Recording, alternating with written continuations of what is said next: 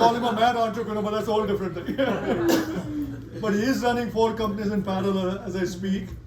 And the chief one being, SLP Tele, or I call it Slip Tele, and we'll talk about the branding there. Amit is a young man, 2 growing kids. Yeah.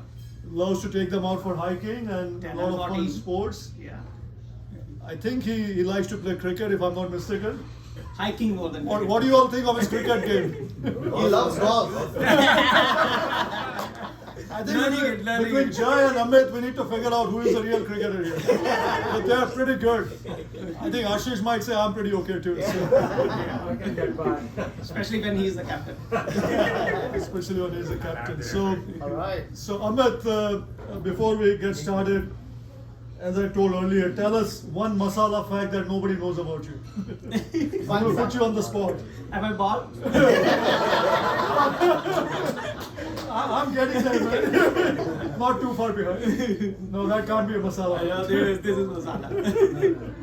Okay, No? so thanks Sanjay for inviting me. Yeah. Thanks everybody for coming. So he wanted me to share the story, so I was like, sure, why not? So a little bit about myself. So I'm a serial entrepreneur, as Sanjay said. I'm also an investor. I invest a lot in in startups, angel investing, some equity investing at seed stage as well as Series A stage. And I'm a CEO also of a company called SLP Tele, which is a very fast-growing digital health company. To learn more about my journey, probably we're gonna have to go all the way back to 1997. Quick overview, come on. Quick 5 minutes overview. Yes. So I have started about 6 companies or so far. So one of them terribly failed. 2 of them were in lifestyle, like regular companies, traditional companies. 3 of them very fast-paced, high growth, VC-backed, private equity exited companies. So I've kind of tasted everything, so which is good. I've been blessed with that. So 1997, when the entrepreneurship journey kind of started, I kind of tasted it. I was like 19-year-old at that time. So, so the first company was actually a dating site. So maybe I couldn't find a girl. That's why. You could say it was a precursor to Tinder, my friend. It was actually. Branding. Yeah, it was. So the company was called Global Matrimonial Services. So in India we call it matrimonial. It's not dating, right? So we started that. The company lasted only about a year and a half, and then it kind of failed. One thing that I learned out of that one was that the timing was terrible. So the idea was there, like if that company I would have started maybe a year after when the internet came in India, probably I would have replaced Bharat Matrimony or something like that. So I was way ahead of that, but the timing was absolutely incorrect. So what we ended up doing was we created the software, and then we used to get the data from everybody, take out the printouts, and then whenever there was a match, we used to mail that out. So that wasn't scalable. That wasn't a company that was like Bharat Matrimony where you put everything online or eHarmony here. So that was my first experience, first taste of entrepreneurship. So you're slightly before the internet. Slightly before the internet. Yeah. So that kind of tells us that close. That close. So that kind of tells us like the timing is very, very important in any of these fast-paced, high-growth companies. So if you don't time it correctly, they're not going to go nowhere. So there's so many failures where the team was really good, but the timing was not correct. So that's kind of one of the first lessons that I kind of learned. So fast forwarded to 2011. So I immigrated to US in 2000. Did my master's in computer science.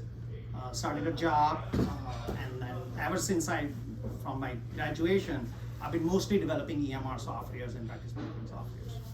In 2011 or so, I got this bug again that okay, I need to get back into entrepreneurship. And then the first 2 years were horrible. Oh my God, we had our baby, second baby. One baby was like just 3 years old. My wife quit the job, so she's my partner in everything. So she quit the job and she's a physical therapist by background. She started an outpatient clinic. And then I was doing my job, and for the first year we invested whatever money was coming in from my job into her business. We were a very young family, 3-year-old child, and one child was like coming on the way in 2011. Invested all my money into her PT clinic, and for the first year we were seeing Medicare clients. And for the first year we kept on seeing the patients, but there was $0 that came from Medicare. Why? Because they changed the billing company that they used to use. So for the 1 year, we absolutely struggled. We paid our front desk staff and paid everybody just from our pocket. And finally, the money started coming in that outpatient setting. And then fast forward to 2013 or so, the things got stable and the clinic was doing good. And then I decided, okay, let me just quit and then come full time into every. And then from there, the projection, thanks to God, the projection has been like really awesome. From there, we started developing more companies. So in 2014, so one of the big success stories that I had was in 2014. And in that one, the reason why it was so successful was the timing again, coming back to the timing. There was a big regulation changes going on in healthcare industry in 2012, 2013 time period, where behavior therapy was becoming big. Now everybody is talking about behavior therapy. At that time, it was kind of slowly going up. And we decided to develop a practice management software in behavior therapy world. So within 4 years, that company became pretty big. We became like #2 practice management software in the US. And then that company, there was a big roll up going on. That company, we bootstrapped it, raised a little bit fund, not much.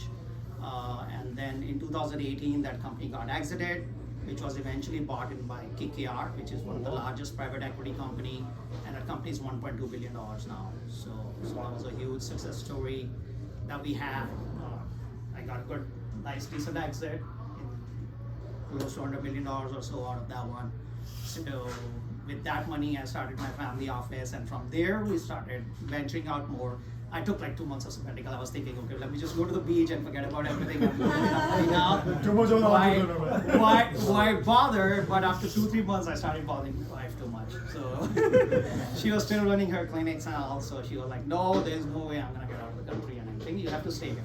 I'm like, okay, if I'm gonna stay here, let me just start some more ventures. And then in 2019, we started a couple of more companies, and then both of them in digital healthcare.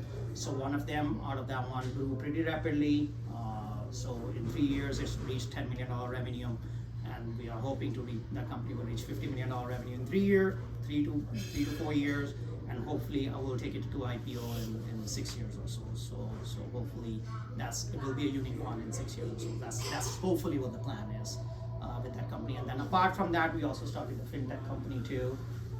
So that's a pretty aggressive company too. So, but that company is like very well funded. Now we have tons of money, so so we can fund